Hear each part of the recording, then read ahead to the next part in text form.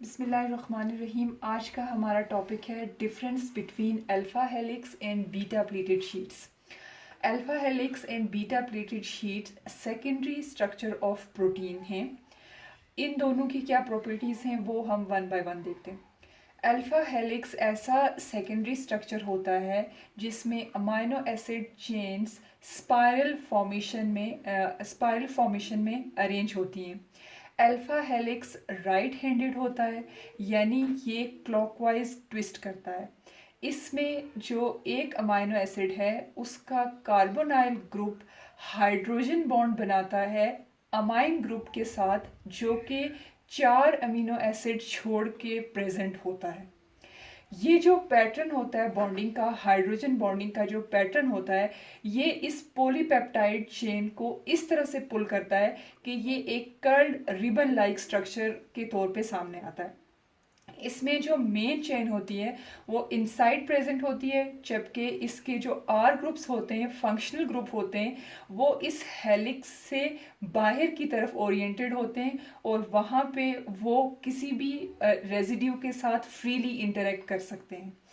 जो हेलिक्स होता है इसके पर टर्न में 3.6 रेजिड्यूज प्रेजेंट होते हैं।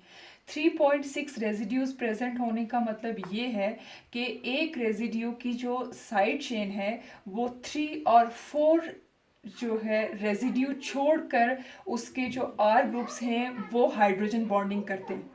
इसकी जो लेंथ होती है वो 10 अमीनो एसिड होती है और जो हेलिक्स होता है उसमें जो अमीनो एसिड्स प्रेजेंट होते हैं वो उनकी जो साइड चेन होती है या फंक्शनल ग्रुप होता है वो ना तो बहुत ज़्यादा बड़ा होता है और ना बहुत ज़्यादा छोटा होता है। जो है मीडियम और इंटरमीडिएट जिन अमाइनो एसिड के फंक्शनल ग्रुप्स होते हैं वो फेवर करते हैं अल्फा हेलिक्स के स्ट्रक्चर को, जैसे एलानिन है, ल्यूसीन है, मिथियोनिन है, फिनाइल एलानिन है, ग्लूटामीन है, ग्लूटामिक एसिड है, हिस्टिडीन है और आर्जिनिन है। वो अमाइनो एसिड जो कि हेलिकल स्ट्रक्चर को या अल्फा हेलिक्स को फेवर नहीं करते, उसमें जो सबसे इम्पॉर्टेंट अमीनो एसिड आता है वो आता है प्रोलीन। प्रोलीन की जो स्ट्रक्चरल जो इसका ज्योमेट्री है वो अल्फा हेलिक्स को फेवर नहीं करती। इसकी जो मेन चेन नाइट्रोजन एटम है वो अवेलेबल नहीं होती फॉर द हाइड्रोजन बॉन्डिंग, और इस वजह से ये जो है वो एक किंक कॉज करता है अल्फा हेलिक्स में, और इसकी वजह से अल्फा हेलिक्स का जो स्ट्रक्चर है वो डिस्टेबलाइज हो जाता है। अल्फा हेलिक्स जो है वो यूजुअली ग्लोब्यूलर प्रोटीन्स के अंदर पाया जाता है, जबकि इसके मुकाबले में जो बीटा प्लेटेड शीट्स हैं ये ऐसे स्ट्रक्चर होते हैं जिसमें सेगमेंट ऑफ पॉलीपेप्टाइड चेन एक दूसरे पे लाइन अप होते हैं। इसमें जो हाइड्रोजन बॉन्डिंग होती है वो कार्बोनाइल ग्रुप के दरमियान में और अमाइन ग्रुप के दरमियान में होती है, और इसमें जो आर ग्रुप्स हैं या फंक्शनल ग्रुप्स हैं वो एक्सटेंड होते हैं अबव और below the plane of sheets. जैसे हम इस स्ट्रक्चर में देखते हैं तो जो आर ग्रुप है वो अबव प्रेजेंट है, यहाँ पे ये below of the sheet present है। जो बीटा शीट्स होती हैं वो पैरेलल भी होती हैं और एंटी पैरेलल भी होती हैं।